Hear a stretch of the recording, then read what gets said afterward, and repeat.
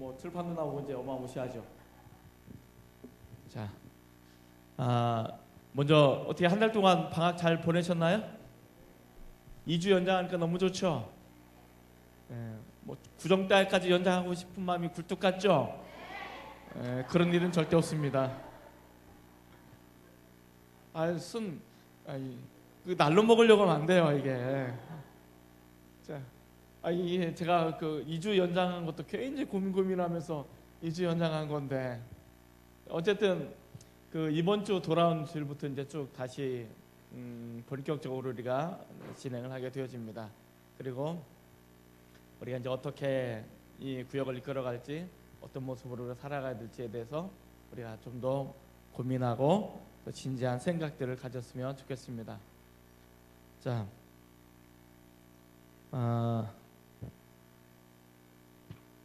제가 잠깐 안 하던 짓을 좀 하도록 하겠습니다.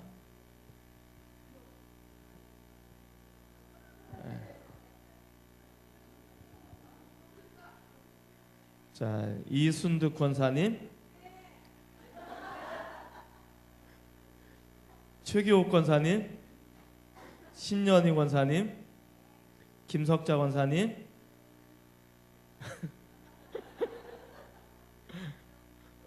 네. 대답을 되게 여성스럽게. 자, 김경희 권사님, 그냥 그 본래 성품대로 대답하시면 좀. 강길려 권사님, 박향숙 집사님, 이영자 권사님, 박경래 집사님, 신정미 집사님, 임정혜 원사님, 윤명옥 집사님, 정점희 원사님, 손금자 집사님, 임지연 A 집사님, 소리가 안 들려요. 임지연 A 집사님, 이현정 집사님, 이현옥 집사님, 윤복자 권사님, 안정순 집사님, 신정화 집사님, 조선자 권사님, 임명숙 집사님, 이두금 권사님, 박영숙 권사님, 최용순 권사님, 옥두레 권사님, 김선자 집사님, 표정숙 집사님,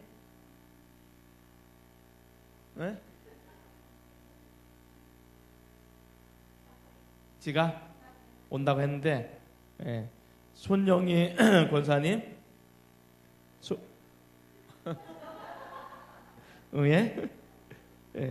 송미종 권사님, 자, 전춘옥 권사님, 남현숙 집사님, 강덕순 집사님, 구경미 집사님, 신선혜 집사님, 이인자 집사님, 임지연 B 집사님, 박명숙 집사님, 김소영 집사님, 정옥점 권사님, 문명근 권사님, 김은혜 권사님, 서미향 집사님, 박인순 권사님, 조호연 권사님, 결석이라는 얘기죠. 김미선 집사님, 유지선 집사님,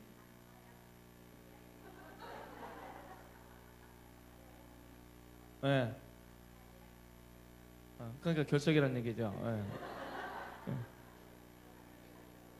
김민옥 집사님, 임명순 권사님, 정복순 권사님, 서휘정 집사님,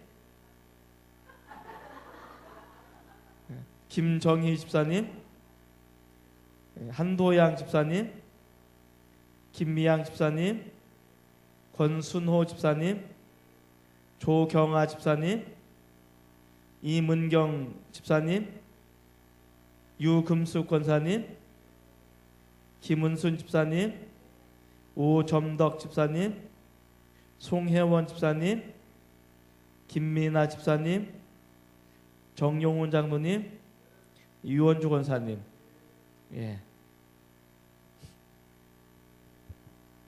안 오신 분들이 일단 한 번 더 쉬는 시간에 부르도록 하겠습니다. 자, 작년에 제가 여러분들한테 상당히 또 미안했던 것 중에 하나가, 작년에 저희가 사실 그 임원 구역 리더 단합대회를 좀 토요일 날 가지려고 했는데 가지는 못했어요. 전혀 기억하지 못하고 있으셨는데, 참 그 부분에서 되게 제가 죄송한 마음을 갖고 또 여러분들을 이렇게 대면합니다. 그리고 여러분들이 1년 동안, 아니 뭐 어쩌면 그 몇 년 동안 계속 수고해 주신 것에 대해서 감사를 드립니다. 사실 저희가 이 구역을 하면서 구역 리더로 세움을 받고 또 구역을 한다는 게 굉장히 힘들고 어려운 거라는 것을 이미 익히 알고 있죠. 연말 되면 나 구역 강사하겠습니다, 나 구역장 하겠습니다, 나 지역장 하겠습니다, 이렇게 자발적으로 하겠습니다라고 찾아온 사람은 눈 씻고 찾아봐도 별로 없어요. 근데 대부분 연말쯤 되면 이제 부교육자들한테 압력을 가하죠. 좀 바꿔달라고. 심지어는 안 바꿔주면 나 교회 옮기겠다고 막 이렇게 이제 얘기하는 사람들도 종종 있는데, 그래도 교회 옮기겠다라고까지 말을 안 해주셔서 참 감사하고요. 어쨌든 이 구역이 사실은 우리가 포기되어질 수 없는 어떤 그런 부분 중에 하나가 아닌가 생각이 듭니다. 앞으로 가면 갈수록 점점점 모임에 대한 어떤 그런 부분들은 더 희박해지고, 예배에 대해서 우리가 참여한다는 것도 더 희박해지는 어떤 그런 분위기인 것 같습니다. 얼마 전에 그 동료 목사님하고 대화를 하다가 필리핀에 있는 현지 사역자하고 신학생들이 이제 이게 한국에 탐방을 온 거예요. 태국에 비란 선교사님을 중심으로 이제 탐방을 왔는데, 그 교회 그 후원하는 그런 후원 단체나 교회들이 이제 초청을 한 거죠. 그래서 2주 동안 이제 국내에 머무는데, 이 사람들이 와서 제일 먼저 그 하고 싶었던 가장 것은 뭐냐면, 관광이나 좋은 숙소나 맛있는 음식이 아니라 한국에 있는 교회들은 어떻게 신앙생활하고 있고, 어떻게 훈련을 받고 있고, 어떻게 자기네들까지 선교사를 파송해서 선교사들을 지원하고 이 영적인 유익을 자기들에게 이게 뻗치게 되는가, 영향을 주었는가. 그리고 그 태국이라는 그 오세아니아의 중심 국가거든, 태국이. 그럼 자기네들도 어떻게 하면 이 오세아니아를 넘어서 주변에 이것을 영향력을 끼칠 수 있을까, 이걸 배우는 목적이 가장 큰 목적 중에 하나였어요. 그래서 초청을 해서 왔는데 문제가 발생한 거예요. 어떤 문제가 발생하냐면, 여러 교회가 이제 연합으로 이렇게 초청을 했는데, 여러 교회가 연합으로 초청을 해서 그러면 우리 주일 낮 예배 때 와라, 우리 소개하고 우리 인사하겠다. 그러면 그 있을 수 있는 시간은 2주밖에 없잖아요. 그러니까 두 번의 아침 예배, 오전 예배를 드릴 수밖에 없고, 나머지는 전부 다 오후 예배나 수요 예배나 심야 예배 이렇게 가서 방문을 해야 되잖아요. 근데 이제 많은 교회들이 방문을 이제 이렇게 쭉 날짜를 잡잖아요. 오기 전에 그 오후 예배는 어느 교회, 수요 예배는 어느 교회, 심야 예배는 어느 교회, 이렇게 쭉 뭐 여러 교회가 많으니까 쭉 이제 하는데, 중요한 것은 뭐냐면, 그때 오지 말고 낮에 와라. 우리가 너희들을 많이 대우를 해주고 숙소 해주고 뭐 또 다 해줄 테니까 낮에 오고 예배 시간에 오지 말라는 거예요. 근데 그 교회가 작은 교회들이 아니거든요. 왜냐하면 그 선교사들이나 이 현지 목회자들을 초청하고 체류 비용이나 비행기 값이나 이걸 다 부담을 할 정도면 제법 그래도 규모 있는 교회들이란 말이에요. 최소한도 우리 교회보다 몇 배 정도 더 큰 그런 교회들이죠. 그런데 그 교회들의 초청을 했는데, 문제는 그 교회들이 예배를 참여를 못한다는 거예요. 왜일까요?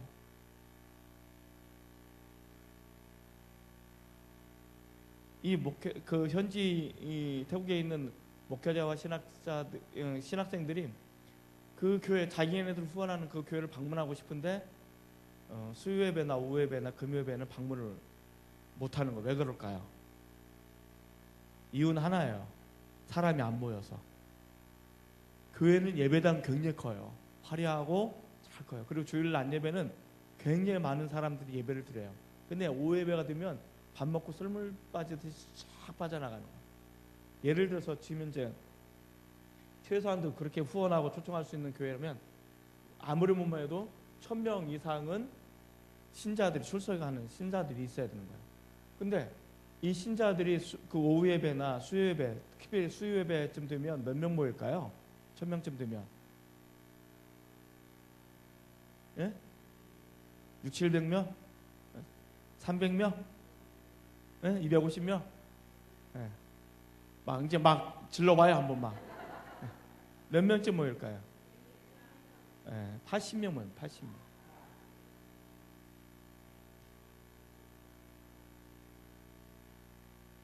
그럼 심야배는 몇 명 모일까요? 더 못 모이는 거죠. 그러니까 이게 지금 이 남쪽이 아니고 북쪽이에요. 그 수도권에 있는 교회들을 말하는 거예요. 수도권에 있는 교회들이 지금 현재 이 정도예요. 제가 이제 그 3년 전까지만 해도 천호동 교회에 있었잖아요. 천호동 교회 작년이 출석이 몇 명이냐면 제가 이제 카운트를 했으니까 1,800명 혹은 1,700명 사이였어요. 작년만. 그 아이들이 한 550명에서 600명 정도 모이는. 지금은 모르겠어요. 제가 3년 전 선임할 때 제가 1부 예배부터 5부 예배까지 카운터를 다 받아서 집계를 하거든요. 집계를 하면 이 정도 모였는데 주일 오후 예배 몇 명쯤 모일까요? 이 정도 되면 그때 천호동 교회가 주일 오후 예배가 한 300명 정도 모였어요. 그리고 수요 예배가 한 180에서 200명 선이었어요. 심야 예배는 한 뭐 120명 정도, 100명에서 120명 이 정도 모였어요. 그러니까 그래도 다른 교회보다 양호한 편이에요. 다른 교회보다. 좀 충격적이지 않아요? 그러니까 뭔가 초청을 하고 이분들을 강단을 세우고 이렇게 아니면 함께 더불어 예배 한국에 있는 예배 분위기를 좀 이게 하고 이제 이것 때문에 이제 이 친구들이 왔는데 막상 이게 안 되는 거야. 잘 안 모이는 거예요. 그래서 결국은 이제 제가 아는 지방에 있는 목사님까지 연결이 돼가지고 야, 우리 거기에 가면 안 되겠느냐 해서 내려오게 되는 거죠. 그래서 이제 참여하게 되고 그 예배 분위기를 이제 배워나가게 되는 그런 모습이다. 자, 이 모습을 통해서 우리가 볼 수 있는 것이 뭐냐면 지금 현재 한국의 교회의 방향이 어떤 식으로 흘러가고 있는지에 대해서 이 이야기를 하고 있는 거죠. 이제 이번 주에 제가 한 분을 만났어요. 아주 오랫동안 한 20몇 년 동안 알고 있었던 한 분을 만났는데 이분이 이제 분당 우리 교회를 다녀요. 아주 굉장히 오래됐죠. 지금 현재 분당 우리 교회 전체 어떤 재적 인원이 28,000명이래요. 28,000명. 그 예배를 보통 본 교인들이 드리는데 거의 100% 거의 출석을 해서 25,000명 정도 본 교인들이 출석을 하는 거예요. 작년. 그런데 실질적으로 카운터 되면 35,000명 정도 되는 거예요. 예배 인원이. 그러니까 재적보다도 훨씬 더 많은 사람들이 예배를 드리는 거예요. 이런 이유가 뭘까요? 그러니까 이런 사람들은 예배를 2번 드리는 거죠. 한 번은 본교에서, 한 번은 이곳에서. 자, 그렇게 드리는 이유는 한 가지죠. 영적인 갈망, 영적인 부분이 채워지지 않았던 그런 부분. 그래서 이제 그분이 강단에 서지 않으면 이제 그런 거 있잖아요. 뭐 어디 가서 이제 누가 이제 대신 이게 이제 광고 나가면 이 사람들이 그 썰물 빠지듯이 쫙 빠져나가요. 그래서 대략 한 22,000명 정도 예배를 드린다는 거예요. 그러니까 보통 10,000명 이상이 왔다 갔다 하는 거예요. 예배에.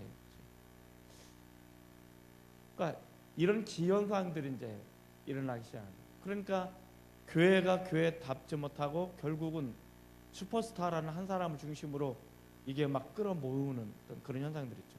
그래서 지금 이제 굉장히 핫한 사람이 또 하나 있죠. 선한목자교회. 유기성 목사님 같은 경우 굉장히 핫한. 그래서 많은 사람들이 이제 그쪽으로 모여요. 근데 그분한테 이제 저기를 했잖아요. 그분이 사담에서 하는 얘기가 뭐냐면 많은 사람들이 울지만 이것이 모래와 같다라고요. 모래. 만약에 자기가 스캔들 한번 빵 터지고 나면 이 사람들은 어느새 쥐도 바람처럼 사라져서 쥐도새도 모르게 사라진 그런 사람들. 그러니까 그렇게 많이 와도 자기는 외로운 거죠. 이 사람들을 의지할 수 있는 그런 대상이 아니라는 것을 너무나 명확하게 잘 알고 있기 때문에. 그래서 지금 이찬수 목사님의 고민이 뭐냐면 자기 카피가 되게 심한 거예요. 목회자가 자기 카피가 이루어지면 이때부터 무서운 거죠. 자기 카피라는 게 뭐냐면 자기를 복사를 해가지고 계속 써먹는 거예요. 예를 들어서 주일날 설교를 하면 우리가 묵상한 걸 가지고 그 주간의 묵상 혹은 2-3주 동안 쭉 묵상했던 걸 가지고 하나님과의 대면에서 한 어떤 이런 것이 아니고 어떤 현상이냐면 내가 10년, 20년, 30년 동안 했던 내공, 결과들 이런 것을 끄집어내서 또 쓰는 거예요. 현장성이 이제 떨어지는 거죠. 그러면서 그 고민이 뭐냐면 결국 이찬수 목사님 꿈꾸었던, 그래서 많은 사람들이 거기에 동의해서 모였는데 결국 이 조직체로부터 자기가 먹히는 꼴이 든 그런 지금 그런 심각한 후유증을 앓고 있다 이야기를 하더라고요. 자, 제가 왜 이 말씀을 드리는가? 이 말씀을 드리는 가장 중요한 이유는 그거예요. 내가 하나님 앞에 어떻게 살아가야 되는가? 이것은 개인적인 문제예요. 그러니까 철저하게 내가 하나님 앞에서 어떤 모습으로 살아가야 될지, 묵상을 통해서, 기도를 통해서, 혹은 작은 공동체 모임들을 통해서, 이 부분을 통해서 내가 하나님 앞에 살아가는 이 훈련들이 끊임없이 일어나야만이 교회가 건강해질 수 있고 교회가 살아 움직일 수 있는 생리적인 그런 교회가 되는 거죠. 그런데 만약에 이것이 되어지지 않고 어떤 한 사람의 슈퍼스타라든지 어떤 하나의 좋은 교회라든지 이런 것을 통해서 사람들이 집중력 현상이 일어나게 되어지면 그 사람이 죽으면 어떻게 될까요? 죽으면 남는 게 없어요. 그 대표적인 케이스가 뭐 스펄전 목사님이에요. 스펄전 목사님이 사역하실 때 5만 명 모였대요. 5만 명. 그러면 스펄전 목사님이 사역하셨던 그 교회가 지금도 남아있는데 박물관 내에 있어요. 사람이 안 모여가지고. 그러니까 이게 뭐냐면 교회가 뭔가라는 근원적인 질문을 갖게 돼요. 교회라는 것은 분명히 유기체적인 거예요.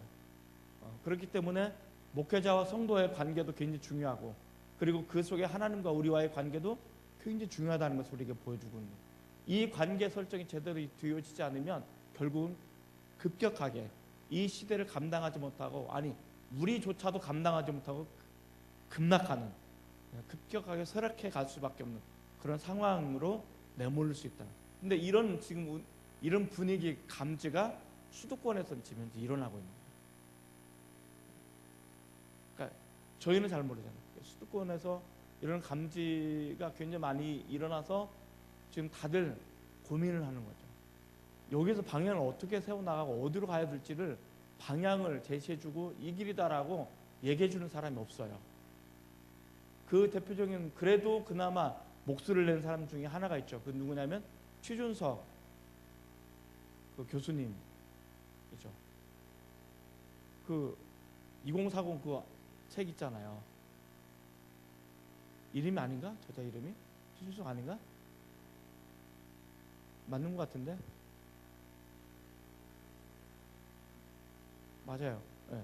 근데 그 사람이 뭐냐면 현재 세계적인 상황, 한국적인 상황을 진단하고, 교회 그 속에 놓여져 있는 교회적인 상황을 진단하고, 그리고 앞으로 미래에 대한 예측을 내는 거죠.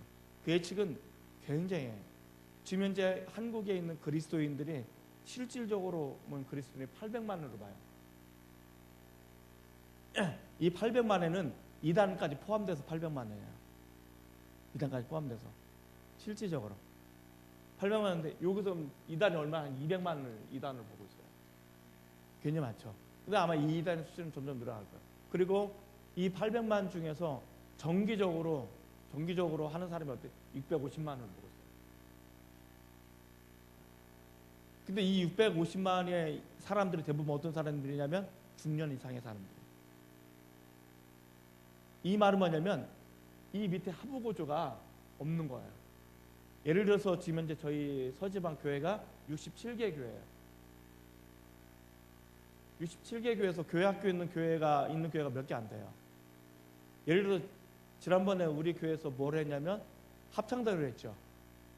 합창대회를 했는데 교회 학교 이제 어린이 합창대회를 했는데 유일하게 성가대 단체로 나온 교회는 우리 교회가 유일해요.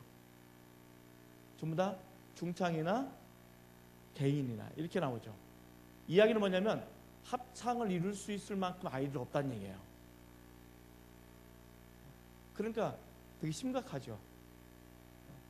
예를 들어서 저희 교회를 한번 봅시다. 저희 교회가 매번 저기인데 보통 아이들, 그러니까 유치부부터 어른들까지가 보통 455명 정도.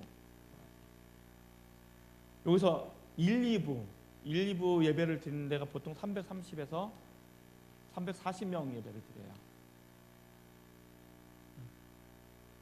그래도 저희는 교회 학교가 되게 양호한 거예요.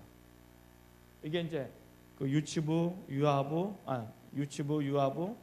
그다음에 초등부, 학생부, 청소년부 해가지고 이제 이렇게 되는 거니까 대략 180명 정도 혹은 200명 정도 되겠죠. 그러니까 비율로 보면 되게 좋은 거예요. 굉장히 괜찮은 거예요. 아직은. 그런데 예전에 원래 좋은 곳이 뭐냐면 이 수가 바뀌어야 되는 거예요. 아이들이 보통 2배 내지 3배 정도 많고 작년에 그 정도 다 가야 되는 게 원래. 근데 지금은 역전 현상이 일어나가지고 전혀 안 되는 거죠. 예전에 지금은 이제 저기 가서 하는데 이재철 목사님을 혹시 아시나요? 네. 설교 들어보셨나요? 그 양반 설교 들으면 딱 2가지예요. 은혜를 받든지 깊은 잠을 자든지. 설교는 어떻게 하냐면 어떻게 그렇게 할 수 있을까? 조곤조곤 원고를 읽어 나가는 스타일이에요. 그래서 그 흐름을 깜빡 놓치면 어떻게 되냐면 그냥 깊은 잠으로 빠져드는 거예요. 근데 그 양반 교회가 10,000명 정도 모여요. 교회 학교 몇 명이게요? 800명이 안 돼요. 10,000명 모이는 교회 학교가 800명이 안 돼요. 이야기는 뭐냐면 내일이 전혀 없다는 거예요. 그러니까 여러분들이 신앙생활하고 하면 끝 이렇게 보시면 돼요. 자, 그러면 이런 현상 속에서 구역이라는 것이 굉장히 중요한 거예요. 이제 우리가 이제 구역이 뭐 다시 이제 복원된 지 몇 년 되지는 않았습니다만은 어쨌든 이 구역이 어떤 역할을 하느냐에 따라서 굉장히 달라져요. 왜냐하면 그 구역은 분명히 그 안에 소속되어 있는 자녀들도 있어요. 그리고 많은 것들이 있어요. 그래서 요 구역에 왕성하게 하면 왕성하게 움직이고 이 소그룹이 굉장히 왕성하게 하면 살아나는 거예요, 교회가. 그런데 아침 예배, 주일 오전 예배 때 많이 모인다? 그래서 우리 교회는 좋은 교회다라고 생각해서는 절대 오산해요. 이것이 다음 세대나 우리 교회 건강함을 보증해 주는 건 아니에요. 지난번에 제가 좀 여러분들에게 충격을 줬는지도 모르겠는데 제가 그런 얘기했죠. 우리 교회는 건강한 교회일까요? 건강한 교회가 아닐까요? 라고 말했는데 여러분들이 뭐라고 말하면 우리 교회쯤 되면 건강한 교회라고 말했어요. 근데 제가 말하면 우리 교회는 별로 건강한 교회가 아니다라고 제가 얘기를 드렸죠. 그죠? 건강하다는 것은 뭐냐면 내가 성장한다는 거예요. 내가 자란다는 거예요. 자라면서는 2가지죠. 하나는 인격적인 신앙의 성장이 일어나는 거죠. 또 하나는 뭐예요? 자연적인 성장이 일어나요. 내가 건강하고 내가 하나님과 맞닿아 있고 그리고 하나님의 마음을 내가 아는데 그래서 지금까지 나를 오랫동안 기다려줘서 나를 구원받게 하신 하나님의 마음을 아는데 내가 이웃을 향해서 그런 마음이 전혀 없다? 그럼 내가 고장난 거죠. 건강한 건 아니죠. 병든 거죠.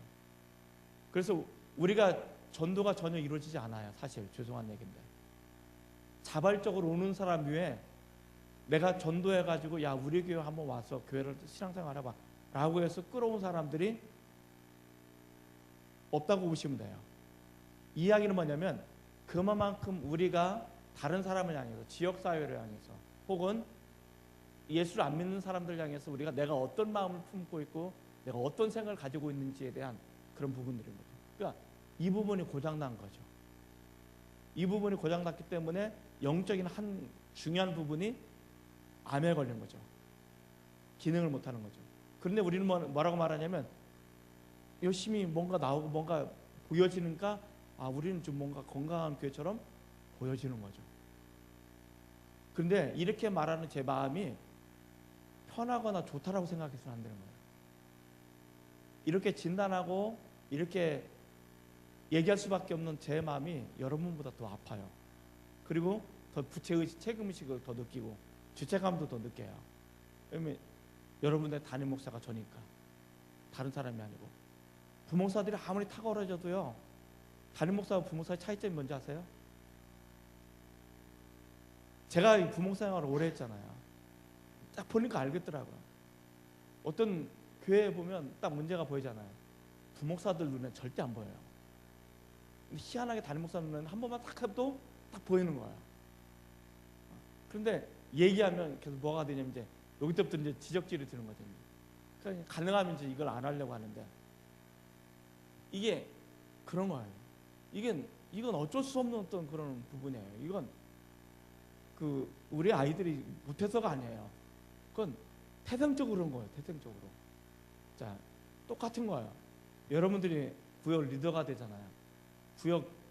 구역원들이 여러분들 절대 이해를 못해요. 이해할 것 같은데 이해가 잘 못해요. 그만큼 뭐를 하냐면 여러분들은 그런 마음을 가져. 내가 구역 리더가 됐을 때는 어떤 마음을 먹어야 되는지, 어떤 생각을 가져야 되는지, 내가 이것이 하나님 앞에 어떤 것인지를 명확하게 깨닫는 게 굉장히 중요한 거예요. 이것이 우리가 구역 리더로 세움을 받는 가장 중요한 거다. 자, 물어볼게요. 여러분들이 막 구역 리더 하고 싶어서 하신 분 계신가요? 뭐 물론 그런 분도 계실 수 있지만 되면 어떻게 해요? 내가 안 하면 할 사람이 없으니까.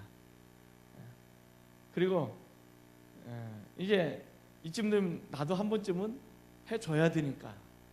그리고 안 하면 어떻게 해요? 이제 부목사님들이 계속 하는데 안 하면 이제 다른 목사님 치고 들어올까봐 여러 가지 이유가 있을 거예요. 그런데 중요한 것은 그게 중요한 것이 아니고 내가 구역 리더다라는 게 중요한 거예요. 구역 리더다. 따라볼게요.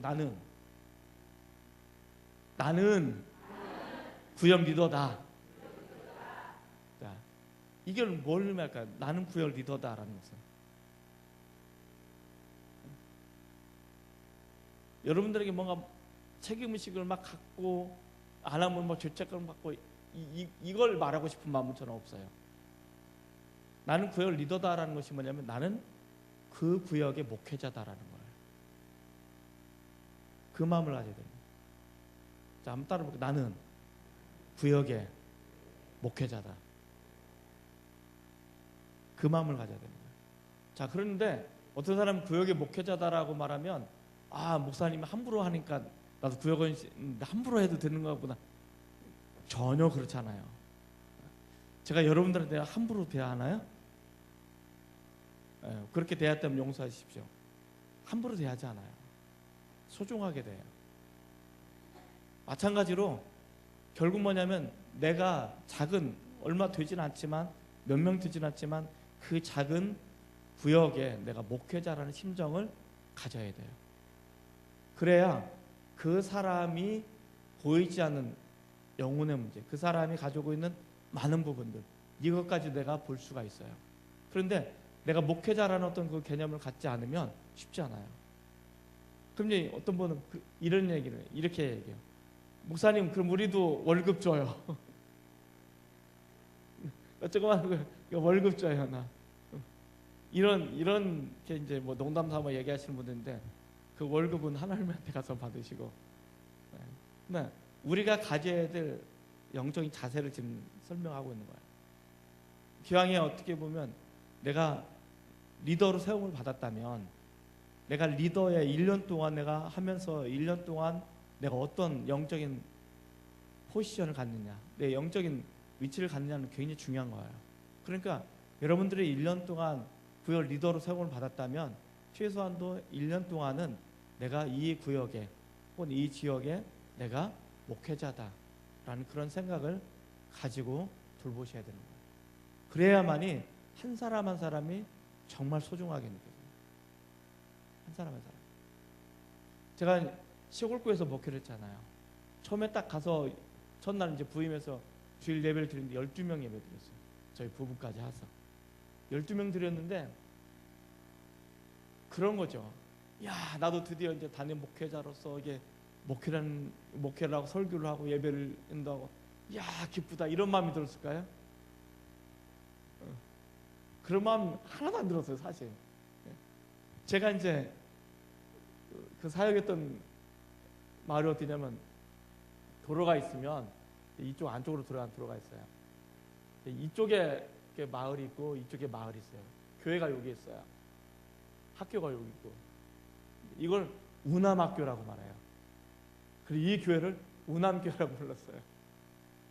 그리고 이제 여기에 이제 집이 첫째 집이 있어요. 그러니까 이쪽은 길이 2차선 길이 하나 나 있고, 이쪽도 들판이고 이쪽도 들판이고 이쪽도 약간 야산이면서 또 들판이고 썰렁한 거예요. 이제 교회 앞에 이제 그 세 그루의 그 은행나무가 있는데, 은행나무 사이로 이게 저녁 노을이 지는데 해가 뉘엿뉘엿 지는데, 그때 제가 1월 달에 추운 계절에 이제 갔거든요. 갔는데 얼마나 을씨년스럽던지, 나는 이곳에서 뭐 하는 사람일까? 난 이곳에서 제가 뭐를 해야 될까? 그런 생각이 들어요. 그러니까 12명에서 예배를 딱 들었는데 야, 하나님 기쁩니다, 나도 이렇게 예배를 이런 마음은 없었어요. 이곳에 내가 견딜 수 있고 버틸 수 있을까? 이런 마음 처음 들은 마음이에요. 처음. 그렇게 작은 교회를 제가 다녀본 적이 없어요. 처음 다녔고, 처음 내가 이제 목회도 처음 하는 거고. 그러다 보니까 거기서 오는 불안과 두려움과 초조와 이런 것들이 굉장히 막 나를 억압하기 시작한 거죠. 그래서 이 작은 교회에서라도 좀 어떻게 하면 우리가 부흥을 할 수 있을까? 이제 이런 거에 계속 이제 매달리는 거예요. 어떻게 하면 이곳에서 부흥을 할 수 있을까? 어떻게 하면 이곳에서 사람들이 좀 더 많이 모일 수 있을까? 이런 생각이 이제 막 사로잡히는 거예요. 그때까지는 제가 솔직히 말해서 목회자다는 목회자가 아니었어요. 어떻게 하면 부흥할 수 있을까? 근데 이제 한참을 지나서 이제 묻는 거죠. 나는 그러면 부흥을 왜 꿈꾸는 걸까? 작은 교회에서. 이 부흥이라는 것은 숫자적인 성장을 말하죠.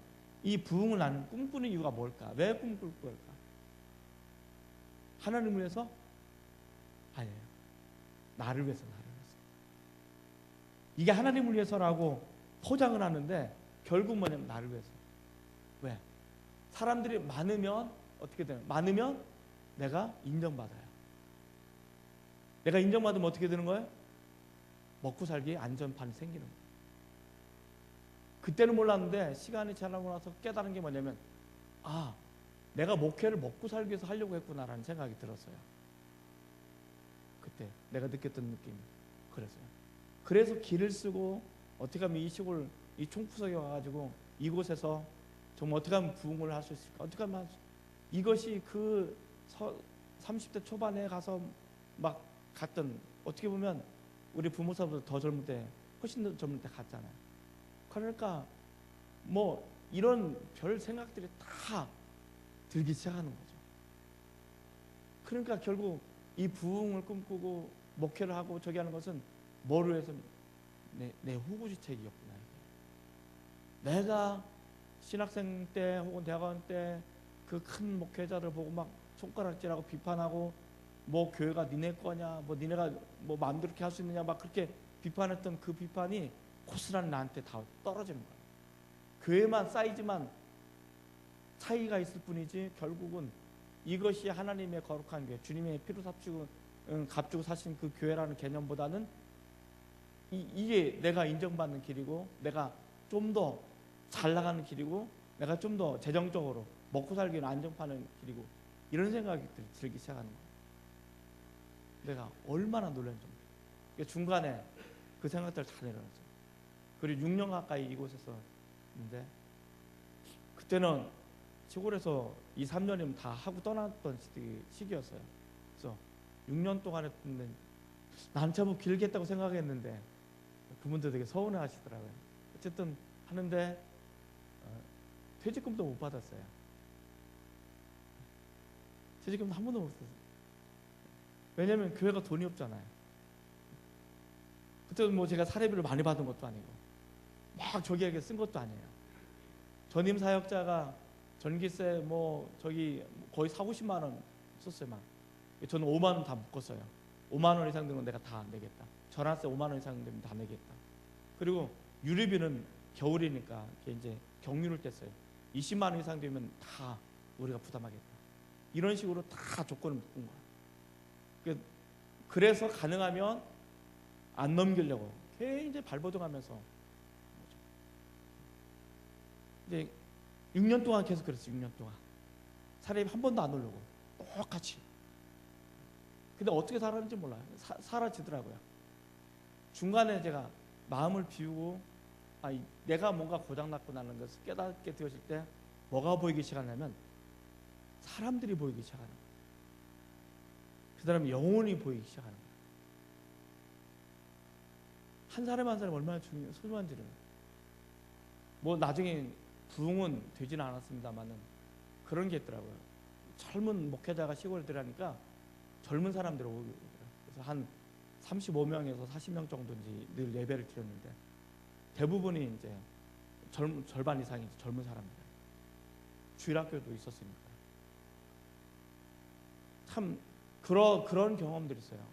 제가 이야기해 주고 싶은 것이 뭐냐면 여러분들이 처음 할 때 저와 똑같은 마음을 먹을 수도 있다는 거예요. 이거 어떻게 했지? 뭐 1년 동안 맡겼는데 뭐 모이면 안 모이면 말지 뭐. 안 모이면 나보고 어쩌란 말이에요. 이렇게 하면 사실은 건강할 수 없어요. 그런데 여러분들이 어차피 구역 리더가 됐으면 그 구역에 속한 사람들을 묵상하십시오. 그리고 사람을 보십시오. 그 영혼을 보십시오. 사람을 보라는 것이 그 사람의 단점, 부조리한 거 이런 거 보라는 게 아니고 그 사람을 어떻게 도울 수 있을지, 어떻게 하면 돌봄을 통해서 하나님 앞에 아까 얘기했던 것처럼 우리가 하나님 앞에 바르게 서고 나갈 수가 있을지 이걸 고민하는 거예요. 그러니까 이것이 여러분 혼자 안 되니까 결국 뭐냐면 사역자가 있고 제가 있고, 그래서 저는 여러분들을 이거에 대해서 충분히 훈련을 시켜야 되고 이번에서 고민을 하게 되고 이번에 함께 가는 이런 부분 시스템을 갖는 거죠. 그리고 교구 사역자가 있어서 어떤 문제가 있으면 함께 상의하고 상담하고 같이 계속 하는 거예요. 그래서 여러분들은 그 구역 리더들은 그 구역의 담임 목회자다 그런 생각을 가지셔야 돼요. 그래야 내가 이 말씀을 준비할 때도 그리고 이것을 구역을 이끌어갈 때도 굉장히 성심성의껏 할 수가 있어요. 저는 제가 여기 온 지 3년 좀 더 지났죠. 3년 좀 더 지났는데 설교를 대충 해본 적이 별로 없어요. 있나요? 설교 준비를 뭐 대충 뭐 그렇게 해본 적이 별로 없어요. 원고는 제가 일부러 토요일 날 작성을 해요. 계속 이 이야기하면서도 제 머릿속에는 뭐가 되냐면 그거 요번에 할 거 계속 돌아가는 거예요. 무례히 행치하는 것이 어떤 것일까? 자기 유익을 구하지 않는 것이 어떤 것일까? 막 계속 돌아가고 있는 거예요. 이렇게 해서 이제 만들어지고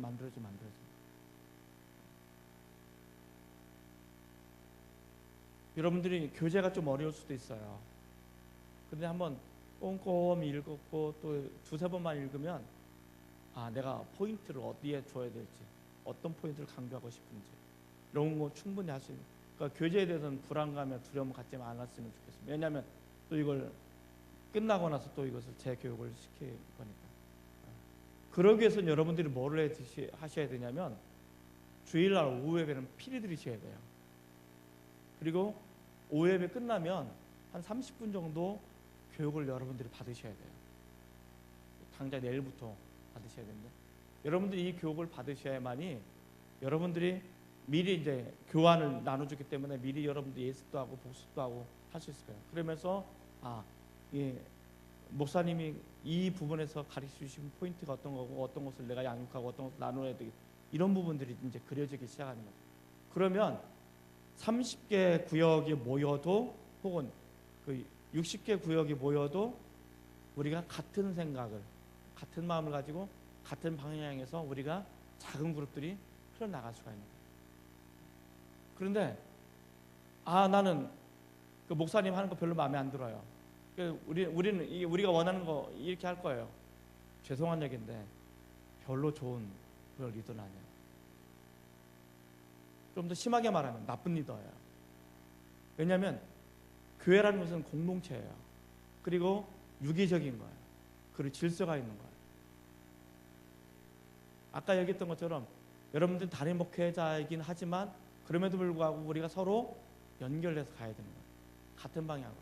그러면 이 단임 목사가 이 교환을 갖고 전체적인 우리 성도들이 어떤 생각들, 어떤 경험들, 어떤 모습으로 나갔으면 좋겠다라는 어떤 생각을 가지고 이것을 나누고 계속 나누어 나가는데 이거에 반기를 들고 우리는 다른 거 하겠습니다라고 말해버리면 정말 말이 안 되는 거죠.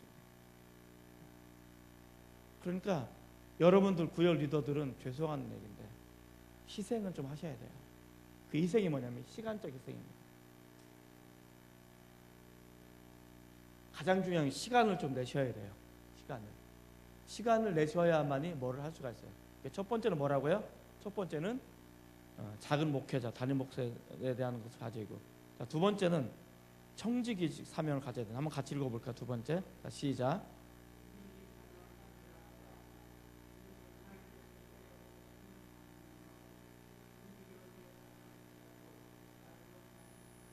자, 이건 뭐냐면 결국 이런 거예요. 하나님이 나를 부르셔서 세우시는 것은 다양한 방법이에요. 내가 하나님과 1대1로 만남을 통해서 나를 세우시는 부분도 있어요. 이제 대부분 목회자들이나 선교사들이 그런 과정을 통해서 나가는 거죠. 그런 것을 뿐만 아니라 또 이런 부분도 있어요. 한 공동체에서 내가 교회학교 부장이라든지 아니면 성가대라든지 아니면 구역이라든지 리더로 내가 세움을 받을 수 있어요. 교회가 그 사람을 세웠지만 우리의 생각은 어땠냐면 하나님이 나에게 이것을 맡기셨다라고 생각을 하셔야 돼요. 그래서 우리는 뭐가 필요하냐면 하나님이 나에게 맡기신 청지기직을 우리는 가져야 된다 생각을 가지셔야 돼요.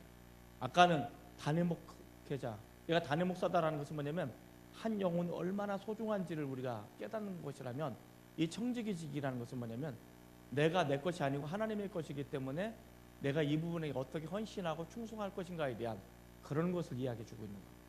그래서 사실은 교회에서 가장 많이 회자되는 이야기 단어 중에 하나가 어떤 단어예요? 헌신이라는 단어예요. 헌신.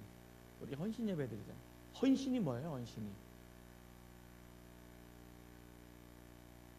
뭐 세신 말고 헌신 이런 거 말고 헌신이 뭐예요? 헌신. 네? 내 삶을 드린다? 삶은 거기 헌신이라는 건 삶이 아니라 내 몸을 드린다는 거예요. 내 몸을. 이게 헌신이에요. 자, 그러면 여러분들이 여러분의 몸을 하나님께 드리려면 어떻게 드려야 돼요? 나를 내 거라고 주장해서는 안 되는 거예요. 나를 내 거라고 주장하면 뭐가 안 되냐면 헌신이 안 되는 거예요. 내 마음을, 내 몸을 내가 드릴 수가 없는 거예요. 그런데 이것이 그분 거라고 내가 인정하면 그분이 말씀하시면 내가 내 것을 어느 상황 속에서 언제든지 내가 이것을 드릴 수가 있는 거예요. 이게 헌신이에요. 교회에서 가장 많이 사용하는 것이 헌신이고, 이 헌신이라는 것은 꼭 어떤 것과 연결되냐면 희생이라는 것과 연결이 돼요. 희생이라는 이것은 법칙과 같은 거예요. 시간은 24시간 똑같이 주어지죠. 전화 연결만 24시간 똑같이 주어져요. 똑같이 주어진다는 것은 뭐냐면 질량의 법칙에 보면 내가 얼마만큼을 소유하면 반대로 얼마만큼을 내가 포기하게 돼 있어요. 예를 들어서 여러분들이 내가 하나님 앞에 그 청지기로 리더로 세움을 받았어요. 내가 하나님에서 헌신을 하고 싶어요. 내 시간을 내드리고 내 몸을 내드리고 싶어요. 그러면 하나님에서 내드리면 세상 쪽에서는 그만큼 여러분들이 자리가 비어있게 되는 거예요. 반대로 나는 세상 그래도 좋아요. 그래서 세상 속에 내가 머물러 있고 세상에 내 몸을 내어드리면 하나님 쪽에서는 없는 거예요. 두 개 중에 하나는 선택하는 거예요. 두 개 중에. 구역 예배 시간 혹은 우리가 헌신하는 그 시간, 그 시간을 내가 하나님께 내어드리지 않으면 세상에 내어드릴 수 있어요. 내어드리는 거예요. 세상에 내 그 몸과 마음과 시간을 내주면 그 시간, 그 상황, 그 장소만큼은 하나님 앞에 나올 수가 없어요. 이해가 되시죠? 그러니까 구역 리더는 최소한도 요 시간만큼은, 우리가 정해진 여러분들의 구역 시간표가 다 다를 거예요. 그러나 정해진 시간만큼은 뭘 해야 되냐면 하나님께 드려야 되는, 헌신해야 되는, 이것이 우리에게 필요하다 생각을 가져요. 이것이 리더가 가져야 될 자세예요. 세 번째는 뭘까? 세 번째. 자, 시작.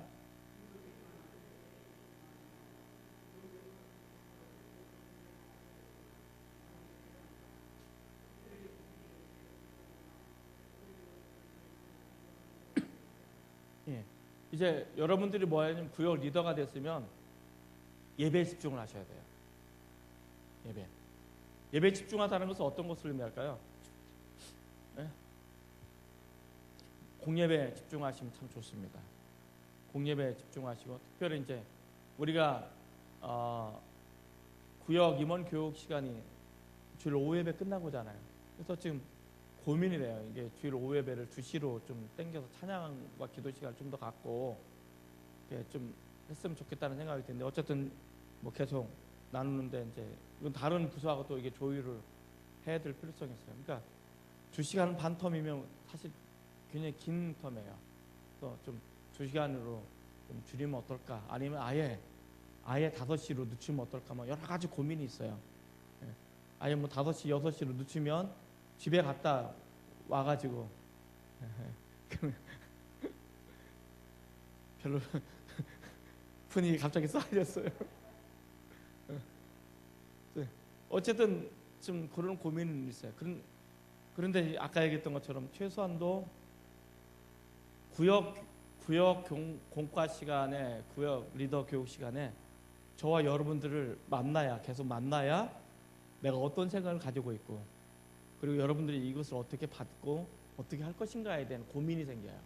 근데 요 시간을 여러분들이 빼버리고 하지 않으면, 물론 상황이 있을 거라 생각해요. 그래서 아까 얘기했던 헌신이라는 희생이라는 것들은 필요한. 근데 요 시간을 하지 않으면 내가 가는 방향이 제대로 가고 있는지, 내가 걸어가는 이 길이 제대로 걸어가고 있는지를 검증이 전혀 안 돼요. 내가 잘하고 있는지 못하고 있는지도 모르는 거예요. 그런데 그냥 가는 거예요. 정말 무서운 거예요. 내가 지금 구역 리더로서 내가 이끌어 가는데 이끌어 가는 것이 잘된 것인지 못된 것인지 모르고 계속 한다라는 것처럼 무서운 거. 다른 목사가 주일 예배를 인도하고 나가는데 이것이 잘된 예배인지 못된 예배인지, 그냥 시간이 됐기 때문에 예배를 드리고, 이게 제일 무서운 목사예요. 끊임없이 내가 이 예배를 통해서 피드백을 받지 않으면 올바른 방향으로 나가지 않아요. 고민하지 않고 갈등하지 않아요. 이 고민하지 않는다는 것이 굉장히 큰 무서운 거예요. 그러니까 우리는 뭐냐면 우리한테 목사님처럼 그런 거 원하지 않아요. 중요한 것은 얼마든지 우리가 이런 교육을 통해서, 만남을 통해서 이런 부분들을 만들어 나갈 수 있다는 믿음이 내 안에 있기 때문인 거예요. 그러니까 계속 하다 보면 제가 가지고 있는 생각들, 이런 부분들이 여러분들이 끊임없이 공급을 받을 수 있는. 그래서 우리가 멀어졌던 어떤 이런 생각들의 차이를 점점점 좁혀나갈 수가 있는 거예요. 그 예배 시간에 내 사적인 얘기나 내 개인적인 생각, 이런 것들을 잘 못하잖아요. 그런데 이제 교육을 하다 보면 어떤 문제가 생기거나 하면 그거에 맞춰서 그 생각을 내가 얘기하거나 이런 부분들이 사실은 되게 중요한 부분들이거든요. 그러니까 이런 것을 통해서 우리 생각의 차이를 줄여나가고 한 방향으로 나가는 게 중요하다. 그러니까 이 전체 그 장평이라는 전체 공동체가 이 구역 예배를 1년 동안 쭉 삶았으면 하나님을 경험하는 삶이 어떤 것인지, 하나님께서 우리 주변에 어떻게 일하시는지, 하나님께서 우리에게 어떤 관계를 맺어 나가기를 원하시는지, 그리고 내가 결정하는 그 순간에 내가 어떤 것을 선택해야 되는지, 그 선택이 어떤 결과를 가져오는지, 이 선택을 통해서 하나님을 어떻게 경험해야 되는지, 이런 부분들을 우리가 알아나갈 수가 있잖아요. 그런데 이거 하지 않고 나 능력 있으니까 교제만 가지고, 이건 정말 오만한 생각이에요. 그러니까 가능하시면 예배 시간에 여러분들이 필히 참여해 주셨으면 좋겠습니다. 그리고 제가 작년까지 안 한 것이 하나 있어요. 올해부터는 출석을 부르겠습니다. 출석부를 만들었어요. 아까 한번 불렀죠? 예, 쉬는 시간 끝나고 다시 한번 부르겠습니다. 죄송합니다. 저는 이런 유치한 방법까지 쓰지 않으려고 했는데, 어쨌든 중요한 것은 공예배, 주일 낮예배, 오후 예배, 수예배, 심야 예배 다 참석하시면 좋겠지만 가능하면 많이 참석하셔야 되고, 그리고 가능하시면 구역 리더는 주일날은 그냥 온전히 하나님께 내어놓으시는 게 제일 마음 편하실 거예요. 그렇죠? 네, 그렇게 생각하시고. 근데 이제 이런 것이 있죠. 믿지 않는 남편인데 어떻게 하면 좋을까? 기도해 보셔요. 제일 좋은 것은 전도해가지고 교회를 끌어들여서 함께 일하는 게 제일 좋은 방법이에요. 뭐 계속 바깥으로 이렇게 하지 마시고 그렇게 하시는 게 제일 좋습니다. 자, 마지막 네 번째 같이 읽겠습니다.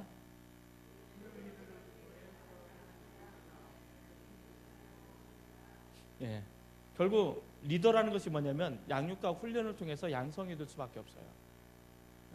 우리가 지금까지 어떤 식으로 교육을 했냐면 사실 눈치로 교육을 많이 받았어요. 여러분들이 기도는 이렇게 하는 것입니다 해서 기도 ABC에 대해서 배워서 하시는 분도 있지만, 교회를 다니다 보니까 저 사람 교회에서 제법 중요한 사람인데 라고 생각했던 사람들에게 하는 기도를 잘 들어보죠. 그리고 아마 여러분들이 롤모델로 삼고 싶었던 사람들이 교회에서 있죠. 종종.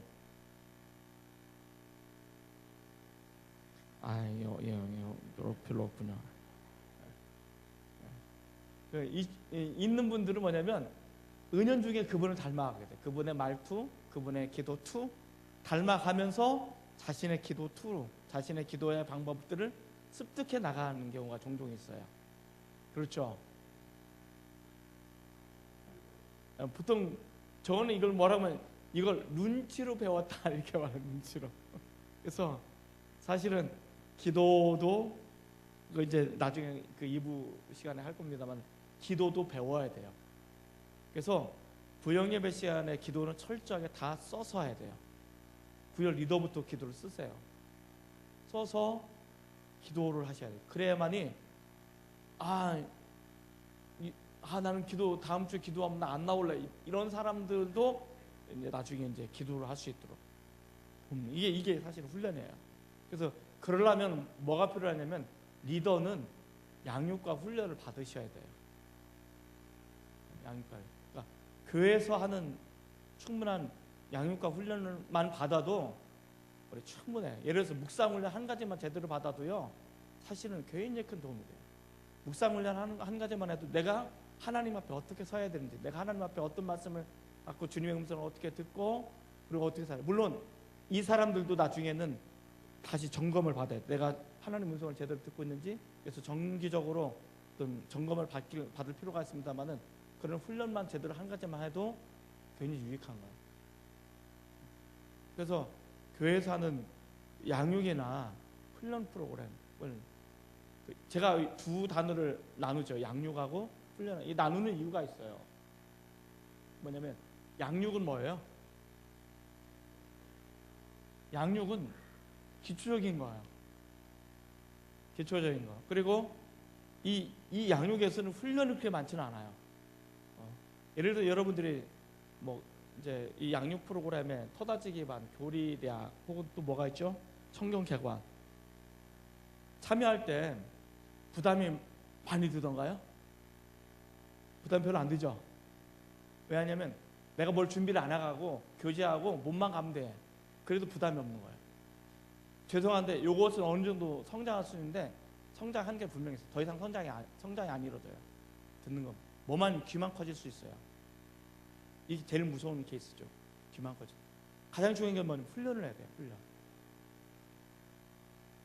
훈련이 뭐냐면 내가 모르는 것을 새롭게 배우는 게 아니에요. 이미 알고 있는 거예요. 알고 있는 것을 뭐 하냐면 체계를 잡아주는 거예요. 또 하나는 뭐냐면 말 그대로 트레이닝, 훈련하는 거예요. 기도 훈련, 묵상 훈련, 그다음에 설교 요약 훈련, 그리고 성경 읽는 훈련, 뭐 이런 훈련들을 쭉 계속 체크를 하는 거예요. 이 숙제가 사실 뭐냐면 이 숙제가 내가 하나님 앞에 어떤 사람으로 살아갈지 포맷을 만들어 주는 거예요. 이것이 포맷이 되면 이 포맷에 따라서 내가 굴러가게 되는 거예요. 그러니까 이 양육과 훈련을 여러분들이 받을 수 있으면, 가능하시면 열심히 받으십시오. 열심히 받으면 여러분들에게는 굉장히 큰 유익입니다. 그래서 경건은 내세와 금생에 복이 된다고 하잖아요. 현재도 복이 되지만 내생에서도 복이 되는 것이 경건이에요. 자, 우리 5분 쉬었다 하겠습니다.